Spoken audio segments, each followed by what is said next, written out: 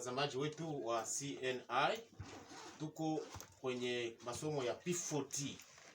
P4T iko katika Chebitaka Village, block ya kwanza. Tumekuja hapa kuonana na waongozi wa P4T. Tumekutana na Headteacher. Tutamkaribisha Headteacher. Tunasema asante sana kutukaribisha kwa ofisi yako. Kwa majina sijui unaitwa nani? Thank you very much. My name is Abdul Mashimango. Yeah, actually you're most welcome at P4T Nursery and Primary School. As I've told you earlier, Abdul Mashimango is my name. Yes. Okay. Mnasikia jina yake ni Abdul Mashimango. Yeye ni huko head teacher. Yes, head teacher. P4T. Tuna swali za kumuuliza. Tutamuuliza hasa P4T ilianza wakati gani na inahusu nini? Yeah, thank you very much for your good question. As I've told you, Abdul Mashimango is my name, and I would wish to say that P4T stands at planning for. P4T is P4T means planning for tomorrow. So when you say P4T Nursery and Primary School, that's a school. Okay. So as a brief background, P4T is a community school which was established in 2015, and by that time the school had only 26 learners, and out of those 26 learners, 10 were boys and 16 were girls. Okay.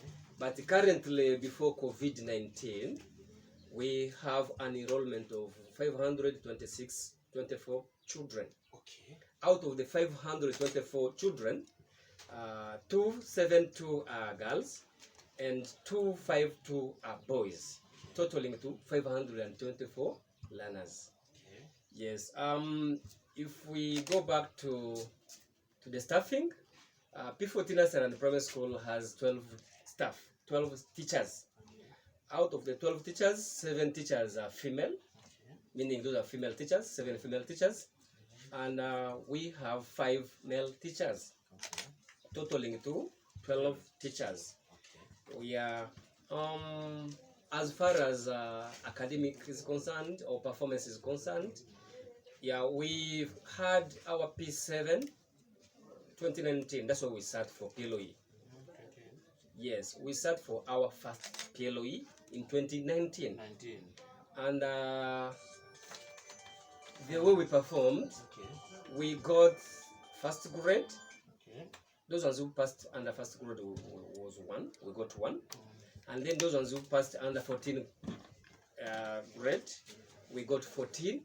And then we had 6 who passed under 3rd grade in 2019. Okay. And then 1 under 4th grade. And then we also got 1 youth.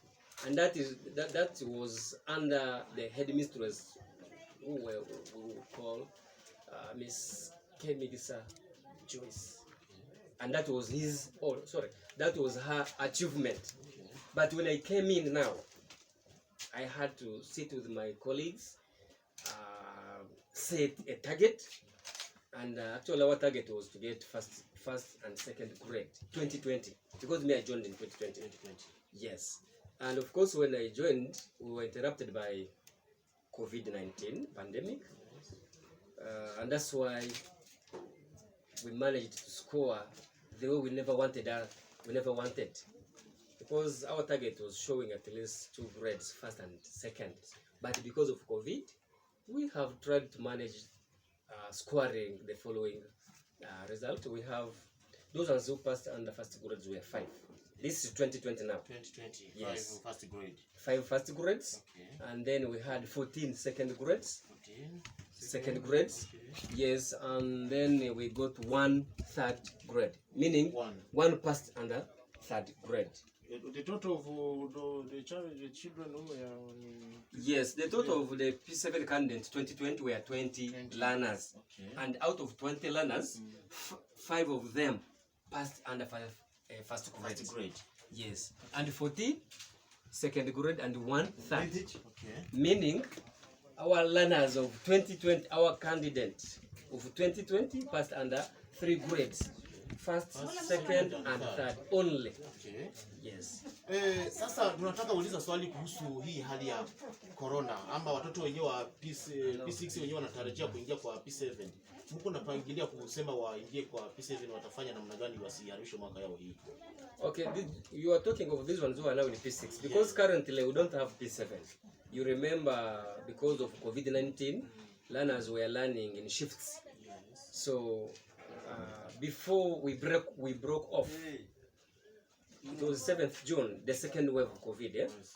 We had started with the P4, P5, and P6. Are you saying?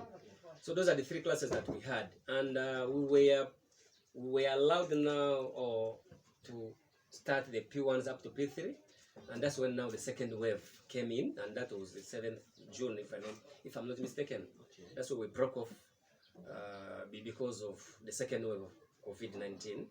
But though we had that, yeah, we had started with the P4, P5, and P6, and we don't have P7. Okay. Because you remember they had their special term that would allow them be promoted to P7, but because of that second wave, we didn't continue. Yeah. So currently we don't have P7, but we have P6. Okay. Yes. Asante sana watazamaji wetu, tuko hapa kwa P4T. Tuko na teacher Abdul Mashimango, tuko na yeye hapa tukimuswali maswali kuhusu hali ya masomo ya P4T. Sasa teacher, hii hali ya corona, watoto ya masomo yani bodaboda wamewafungulia kubeba mtu mmoja, gari imefungulia kubeba 50% ya watu ndani inaingia kwa gari. Sasa kuhusu hali ya masomo, nyinyi mnaweza sema nini? Mnaweza sema nini kusema na nyinyi kama wanafungula, sababu hali kama inabaki hivi iko mbaya kwa wanafunzi pia na kwa walimu, ndio? Yeah, what you're saying is true, only that we can't go away from what the president said. They have a plan of vaccinating children from 12 years and above. So maybe after the vaccination, that's where maybe they may think of reopening. Otherwise, I think it would be good to see how learners maybe are given learning self-materials, so that they be revising at home as they wait for the reopening of schools. Yes. Okay, asante sana teacher. Sasa unaweza kuambia wengine wanafunzi hata kama hiko wa P4T, hata masomo mengine, unaweza wapatia shauri gani wenyewe wanaweza tufuata kwa hii habari yenyewe itafanyika? Unaweza wapatia shauri gani kama vile wanafunzi sana, sababu mwalimu ni anaonaka tu mwanafunzi, sasa hiko kusema mwanafunzi wa masomo yake, unaweza waambia wanafunzi wengine wote nini, wanaweza fanya nini kushinda hii hali ya corona? Yeah, thank you very much for that question. It means you want me to advise. Which advice am I giving to those learners outside there? Yeah, the advice that I can give them is that they shouldn't lose hope. Let them not lose hope, because life will continue and they will still come back to school.